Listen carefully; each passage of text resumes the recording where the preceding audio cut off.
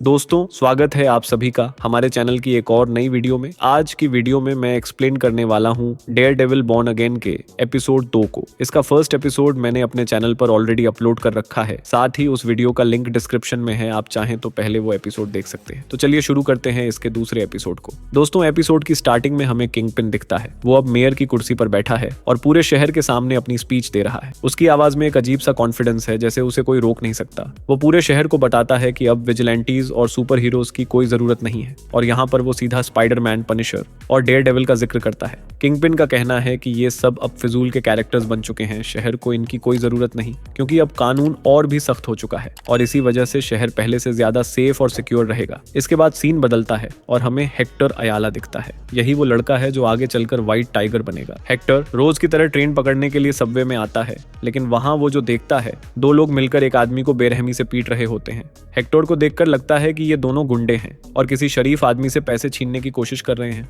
वो बिना सोचे समझे आगे बढ़ता है और उस आदमी की मदद करने के लिए उन दोनों से भिड़ जाता है। फाइट तेज हो जाती है और इसी दौरान एक आदमी ट्रेन के सामने गिरकर मर जाता है। इस पूरे सीन के बाद जो सच सामने आता है वो हेक्टर के होश उड़ा देता है। एक्चुअली वो दोनों गुंडे नहीं बल्कि पुलिस वाले थे, और जिसे वो शरीफ आदमी समझ रहा था वही असल में एक डेंजरस क्रिमिनल था। असल में वो दोनों पुलिस वाले उस क्रिमिनल को पकड़कर पुलिस स्टेशन ले जा रहे थे, लेकिन हेक्टर अयाला के बीच में आने से मामला बिगड़ गया। उसके एक गलतफहमी के चलते पुलिस वालों से भिड़ंत हो गई और इसी दौरान एक पुलिस वाले की मौत हो गई।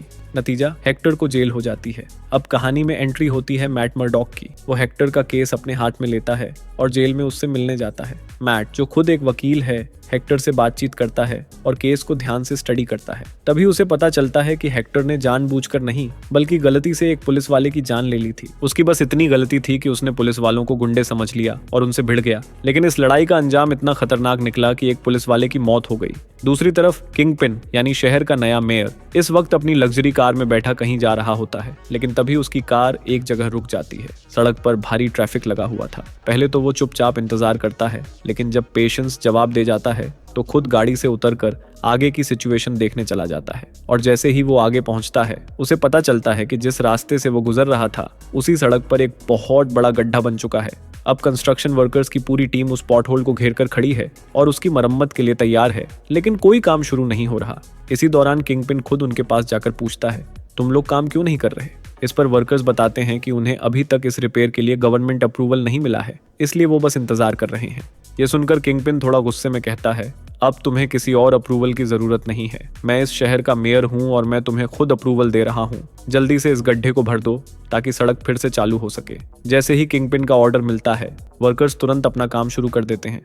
पूरे इलाके में लोग जमा हो जाते हैं और सबको ये देखकर खुशी होती है कि उनका मेयर खुद आकर चीजों को हैंडल कर रहा है। लोग अपने फोन्स निकालकर वीडियो बनाते हैं और सोशल मीडिया पर शेयर करने लगते हैं। अब सीन शिफ्ट होता है मैट मर्डॉक की तरफ। वो अपने ऑफिस में है, लेकिन तभी डिटेक्टिव कस्टर और डिटेक्टिव चेरी वहां आकर उससे बातचीत करते हैं।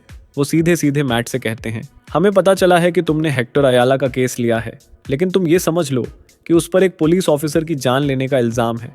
तुम्हें ये केस नहीं लेना चाहिए था। लेकिन मैट बिना हेजिटेटेड के जवाब देता है, मुझे पता है कि हेक्टर अयाला बेगुनाह है।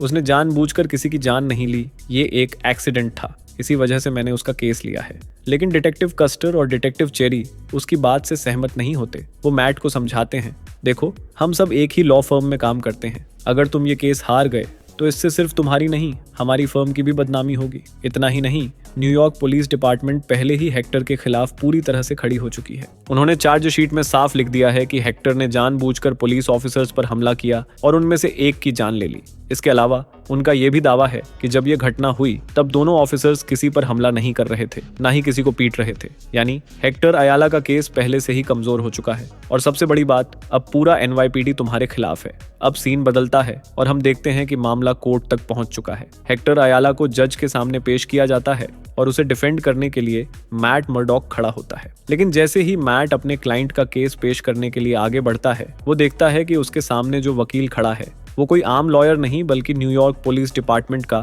ऑफिशियल प्रोसिक्यूटर है, शहर का नामी डिस्ट्रिक्ट अटर्नी हॉकबर्ग। और यही वजह है कि जब मैट मर्डॉक कोर्ट में हेक्टर अयाला की बेल के लिए अपील करता है तो मामला और भी मुश्किल हो जाता है। जज मैट की दलीलें सुनने के बाद साफ कह देता है, हेक्टर अयाला पर एक पुलिस ऑफिसर की जान लेने का आरोप है। ऐसे में किसी भी हाल में उसे बेल नहीं दी जा सकती। इतना कहते ही जज बेल को बर्खास्त कर देता है और सीधे आदेश देता है कि हेक्टर अयाला को जेल भेज दिया जाए। अब सीन शिफ्ट होता है और हम पहुंचते हैं विल्सन फिस्क के मेयर ऑफिस में। इसी दौरान उससे मिलने एक जर्नलिस्ट आती है। जैसे ही वो ऑफिस में एंटर होती है, हमें पता चलता है कि ये कोई और नहीं बल्कि बेन यूरिच की नीस है। अगर आपको याद हो तो नेटफ्लिक्स की डेयरडेविल सीरीज में बेन यूरिच की मौत हो गई थी, लेकिन अब डेयरडेविल बॉर्न अगेन में उसकी नीस इस स्टोरी का पार्ट बनी है। वो डायरेक्ट किंगपिन को बताती है कि न्यूयॉर्क पुलिस डिपार्टमेंट के अंदर कई ऑफिसर्स ऐसे हैं जो उसके खिलाफ हैं, यहाँ तक कि पुलिस कमिश्नर भी। विल्सन फिस्क के खिलाफ अब मामला और भी पर्सनल हो चुका था। न्यूयॉर्क पुलिस कमिश्नर तक उससे मिलने को तैयार नहीं था। इसी बीच जर्नलिस्ट एक और सवाल करती है, वनेसा कहाँ है? पर किंगपिन बस एक सीधा सा बहाना मार देता है, अभी टाइम नहीं है। दरअसल वनेसा ने उसे छोड़ दिया था और अब वो एडम नाम के किसी और इंसान को डेट कर रही थी। इस बात को सोचते ही विल्सन फिस्क गुस्से में आ जाता है। अब वो खुद पुलिस कमिश्नर से मिलने निकलता है ताकि उसके और न्यूयॉर्क पुलिस डिपार्टमेंट के बीच की दूरियों को कम कर सके। लेकिन जैसे ही वो कमिश्नर से मिलता है, उसे एक सख्त जवाब मिलता है। कमिश्नर बिना किसी लाख लपेट के बोलता है, मैं जानता हूं कि तुम अंदर से वैसे ही हो जैसे पहले थे, मत सोचना कि मैं तुम्हारा साथ दूंगा। और फिर वो किंगपिन को वार्निंग देकर वहां से चला जाता है। इसके बाद सीन शिफ्ट होता है और हम देखते हैं कि डिटेक्टिव क्रिस्टन और डिटेक्टिव चेरी मैट के केस को लेकर सीधा हेक्टर अयाला के घर पहुंचते हैं। उन्हें पहले से पता होता है कि हेक्टर ही व्हाइट टाइगर है, इसलिए घर पहुंचते ही वो उसकी वाइफ से मिलते हैं और बिना कोई ज्यादा सवाल जवाब किए उसका व्हाइट टाइगर सूट उठा लेते हैं। फिर वो उसकी वाइफ से कहते हैं, शायद ये सूट इस केस में काम आ सकता है। अब सीन शिफ्ट होता है और न्यूयॉर्क पुलिस कमिश्नर खुद किंगपिन से मिलने उसके मेयर ऑफिस पहुंचता है। वो सीधा किंगपिन को अपना रेजिग्नेशन लेटर थमा देता है और कहता है, अब मैं रिटायर हो रहा हूं क्योंकि मैं तुम्हारे जैसे आदमी के नीचे काम नहीं कर सकता। पर यह सुनकर किंगपिन के चेहरे पर एक अजीब सी स्मर्क आ जाती है। फिर वो धीरे से एक फोटो निकालता है और कमिश्नर की ओर बढ़ा देता है।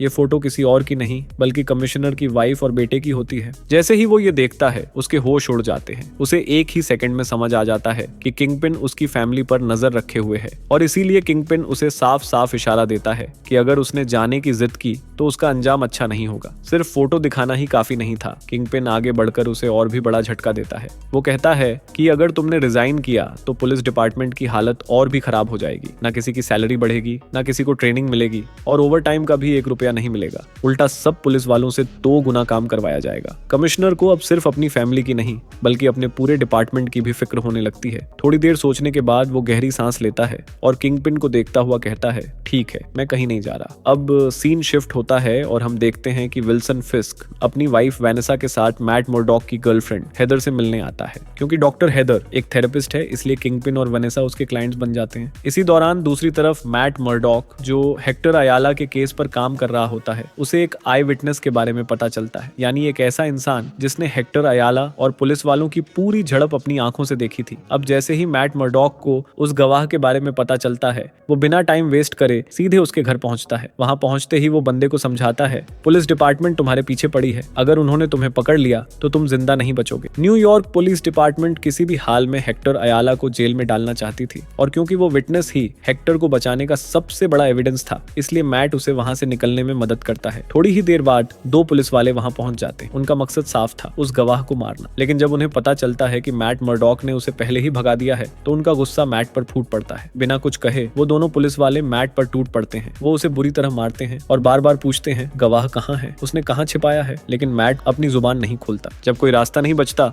तो पुलिस वाले गुस्से में अपनी गन निकाल लेते हैं। पर तभी कुछ ऐसा होता है जो पूरी गेम पलट देता है। मैट मुर्डॉक अचानक अपनी असली पावर में आ जाता है। एक पल में ही वो दोनों पुलिस वालों को ऐसा धोता है कि उन्हें समझ नहीं आता कि आखिर हुआ क्या। अब उसे देखकर साफ लग रहा था जैसे डेयरडेविल वापस आ चुका था। और इसी के साथ ये एपिसोड यहीं पर खत्म हो जाता है। तो दोस्तों, ये थी डेयरडेविल बॉर्न अगेन सीरीज के एपिसोड 2 की पूरी कहानी।